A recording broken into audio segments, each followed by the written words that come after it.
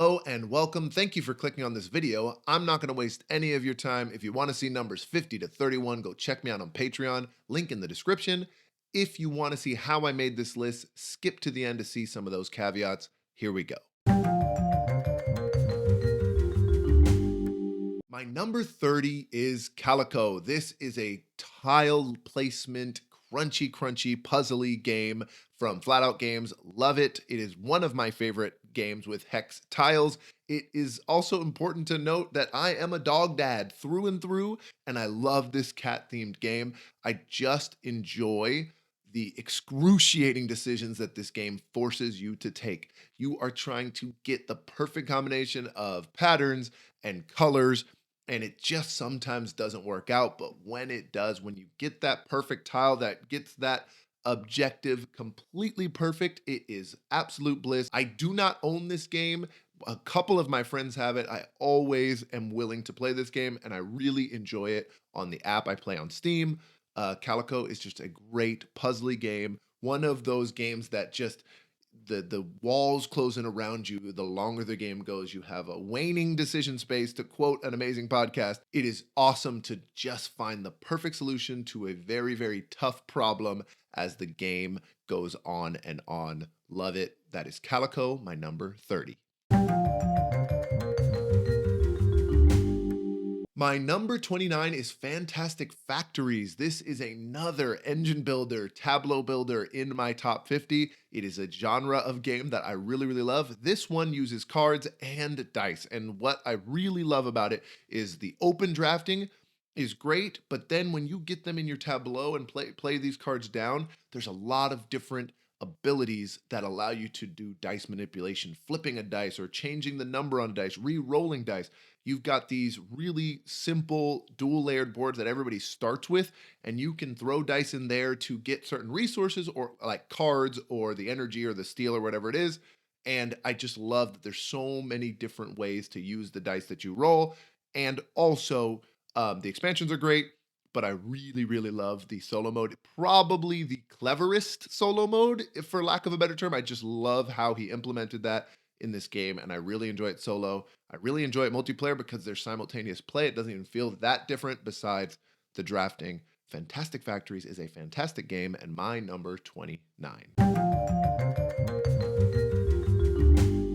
My number 28 is Dice Miner, a game that doesn't get enough love in my humble opinion. I do think the theme is a big draw for me. I am a sucker for Tolkien-esque fantasy dwarves. I've always picked them in video games and RPGs like that. I don't know what it is about it. Maybe it's Gimli. I love the idea of delving into a mountain for treasures. I love that they love drinking beer. I love that the beer dice, you roll it to an opponent and hopefully give them a negative roll, but sometimes you're giving them something positive. At 2-player, I love that the dice number doesn't change at all. So by the round 3, you're just rolling this entirely giant big pile of dice. What really is the draw, and I love why it's on this list for me, is the apparatus that is this cardboard mountain that you draft the dice from. It just is such a genius way to do drafting, and the gravity pulling the dice down when you take one from the side. Mwah, love this game. Dice, drafting, asymmetric powers, dwarves, you can't beat it. Dice Miner, my number 28. Number 27 is Sea, Salt, and Paper, one of the small box card games that I think will just stand the test of time. I don't really know exactly what it is about this game, but it just keeps hitting the table. We always want to play it. I've completely sleeved my version of the game because the cards were getting bent from so much play. It was my most played game of 2024.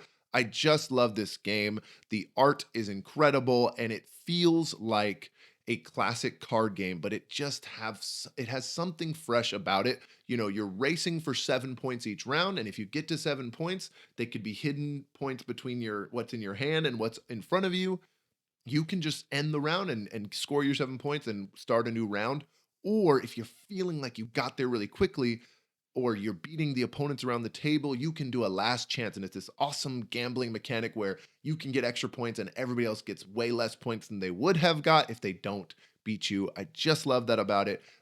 Additionally, it travels well, and my wife, the queen, is amazing and dominates at this game. And so it does get played a lot for that. And I really enjoy it, even though I can never beat her. I beat other people. So love Sea Salt and Paper, Bruna Cathala, my number 27.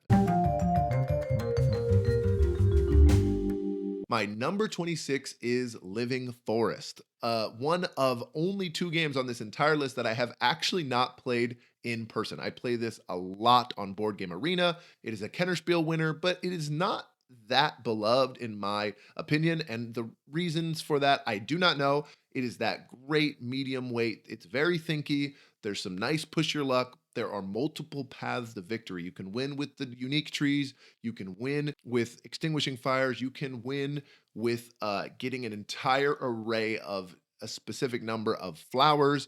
There's expansions. It is a great, great game. I do think Board Game Arena helps with, tracking all the different symbols. And when you are playing, you're flipping your cards over and over. And if you get 3 of a certain symbol, you will bust. And so you want to get as many resources as possible on a turn without busting, because if you bust, you only get 1 action. So that just push your luck right there with really racing and competing with your opponents is just so great. And I really love that when you purchase a card, it goes to the top of your deck. I wish more deck builders would do that.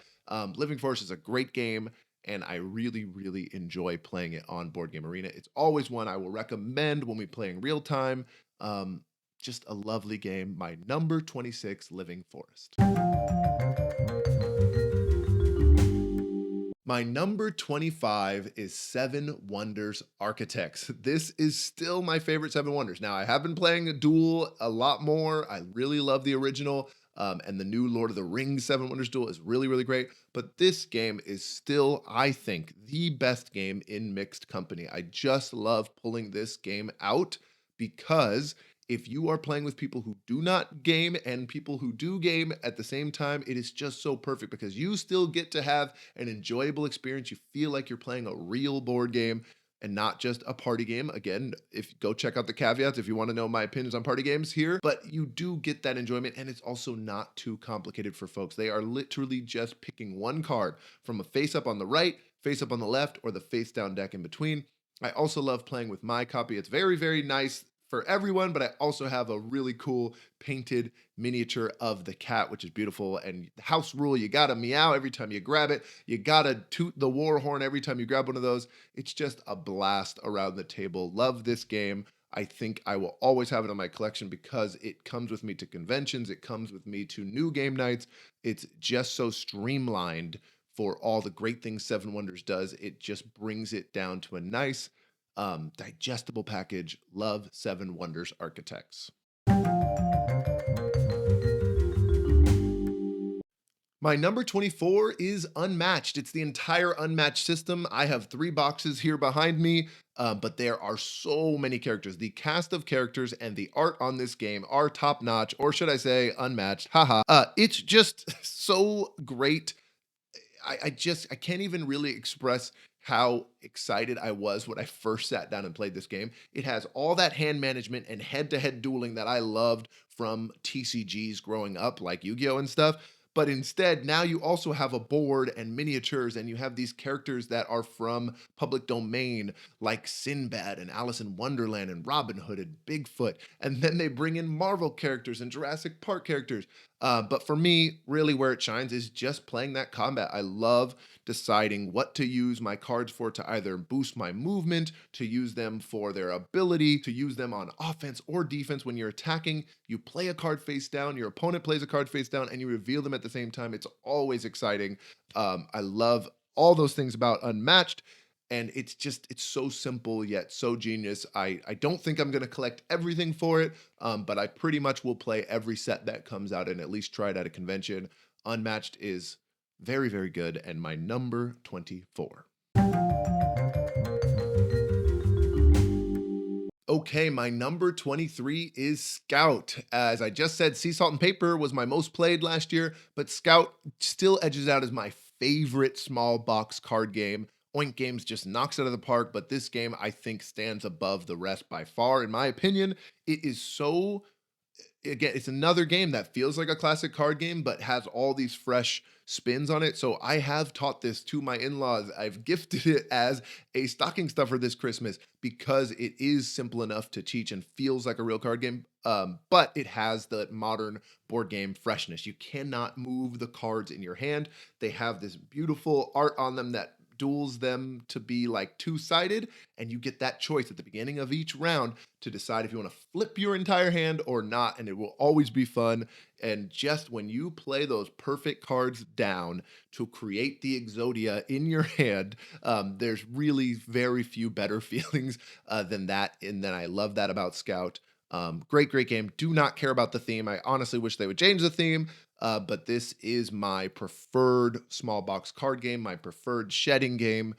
Scout is incredible. Lots of people love it, and people might dismiss it as a small game, but it is incredible. So that is my number 23, Scout. My number 22 is the White Castle. This is a newer game from DeVere in a nice, compact, small box. It is beautiful. You take 9 turns in this medium weight dice placement game. It's everything I want in a board game. It's got the competition, it's got the tight turns, it doesn't take too long, it looks beautiful, and then the theming is so great. I love Japan. I've been to the Himeji Castle, so there's a little bias there as well. And then I really love that, the dice are rolled, and so there's a lot of luck there, but there's a lot of ways to mitigate the luck, especially with the dice placement. If you are placing a dice that's higher than the required number on the board, you're going to receive coins. If you did not get the perfect number from the bridge that you draft, you can pay the difference in those coins as well. Great game. I do not win at all against my friends. They're all just gamers, I guess. But White Castle is a game I bring pretty much to every serious game night, and it still hits the table multiple times because it is just so fast. Love exactly how it is. I want to try the expansion, but White Castle is my number 22. Okay, the last one of the video, my number 21 is Magic the Gathering Commander. So I'm specifically pointing out Commander here. I sat with this for like a year now because I've been playing for about 18 months of how do I compare something like Magic the Gathering to a game like Scout or a game like Ticket to Ride, etc. It's so hard.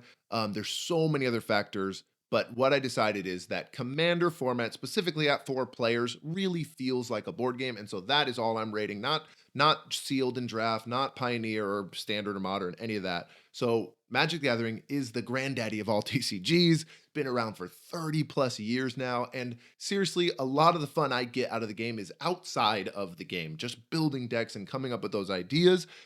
It has lots of flaws. It's pay to win. There's some crazy politicking around the table. Lands in general just suck. But still, when you are playing and you have created a deck completely on your own and playing 4 people around the table, I just love it.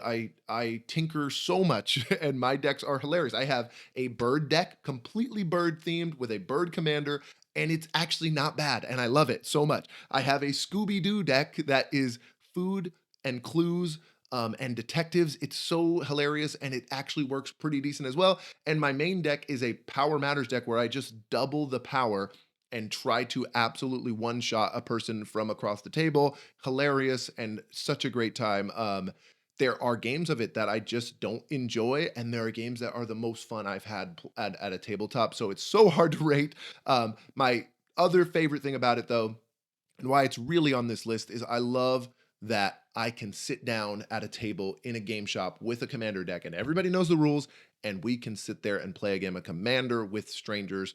I love anything like that. It's like a sport almost, where you could play soccer with someone from Brazil or Australia or the UK. MTG Commander does that as well. So it's my number 21. I don't know if I'll even let it crack the top 20, but I think this is a great spot for it, and I just wanted to highlight it because it really is amazing. I really enjoy it. I love to see what they're doing with the design and the art. But yeah, that's Magic the Gathering Commander format, my number 21. So you might be wondering how I made this list, and so I have a few caveats, some of my methodology here that I'm going to give you 5 things that really are important to think about when it comes to the list I made. Number one is how I made the list, and I used Pub Meeple. This is a really cool website that lots of folks use for ranking a lot of different things, but their ranking engine for board games will import your BGG collection. So I did that and ranked about 150 games or so to come up with this top 50. I did this in about spring of 2024, maybe mid 2024. So that's how long this video has been in the works. But since then, I've made several manual adjustments, just tweaking things all the way up until about yesterday. And now I'm really happy with where it's at. And I think it's a good, accurate depiction of my top 50 personal board games right now. That being said, number two is that my list skews light. It's just how it is. I'm a medium to light gamer for the most part, but I do also want to highlight that I talk about it all the time, that I am a welcoming channel. I want to bring people into this hobby, and I do think I walk the walk a bit, whether that be with family or friends or at game nights, at board game shops, board game cafes, at local conventions. I tend to be teaching a lot of games, and the games that, don't make people's eyes glaze over when they hear the rules, kind of Cones of Dunshire-y. If you don't know that, look it up. But 30-minute games as opposed to 3-hour games, low rules, overhead, hit the table more often. And that is just the matter of the fact for me and how I play board games. So if you're looking for the big, why is this person only playing baby games? That's why. That being said, my number three does have 5 honorable mentions. The other one caveat is that there are some honorable mentions, and these are incredible games. They're all on the heavier side. I just haven't played them enough to warrant putting them on the list this year. And so those 5 games are Dune Imperium Uprising, which I'm currently obsessed with. I can't stop talking about it and thinking about it and playing it. So I've played it 3 times, but it still seems too recent. I just got it for Christmas to put on the list.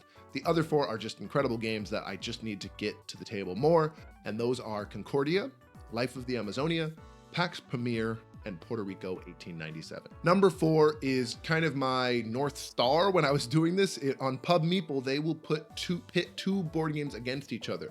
And so to get through the really tough ones, I just thought to myself, what do I want to play right now? If at this exact moment I had 2 hours to kill, which game would I pick? And so that really helped me figure that out. And so for that reason, though, games especially party games, kind of are not really present except for a few exceptions. And games like Codenames and So Clover and Wavelength, I would really highlight just one. Amazing games, but they just didn't really win when it came to how I was thinking about it. Obviously, I recommend them. I tout them often on the channel, but just know party games didn't really make the top 50 for the most part. Number 5 is another thing that was a major factor for me in my mind was games that got a boost were games that create amazing memories. And I'm sure I'll talk about it with all the games, when it comes to it. But some games that I haven't even played for 6 months or so are pretty high on the list. And that's just because of the memories I had playing the game. That's what we do here in this hobby, is we're playing games to have fun, satisfying gameplay, but also big memorable moments. Might give, a little sentimental value even, might give some games a boost. And that's just how I made my list. So in that same vein, last thing to say is it is really my favorite 50 games. If you're wondering where's Brass Birmingham and Gloomhaven, this is my list. It's very personal, just the things that I like. The only reason I even have top 50 of all time in the title or whatever you're reading right now is because that's what the YouTube algorithm likes. So don't go in the comments, saying that your favorite game isn't in there. Maybe you find some new ones. Maybe from the games that you read or hear me talk about, you have some recommendations for me. Love that. Or we can friendly banter in the comments, but don't think that this is an objective. These are the best games for everyone. These are my personal top 50 games. So I hope that is, helpful in some way, a little insightful. Obviously, you can just skip right past this and watch all the games if you want. But I just wanted to provide this so that people know where I'm coming from and how I made this list. So let's get into the outro. Well, thank you so much for watching. Comment below, what are some games that you like or have heard of or disagree with on here, or maybe that you would recommend for me because of this list. And I'll be sharing the next 2 videos, 20 to 11 and 10 to 1 very soon. Thank you. Have a great day, and I'll see you in the next one.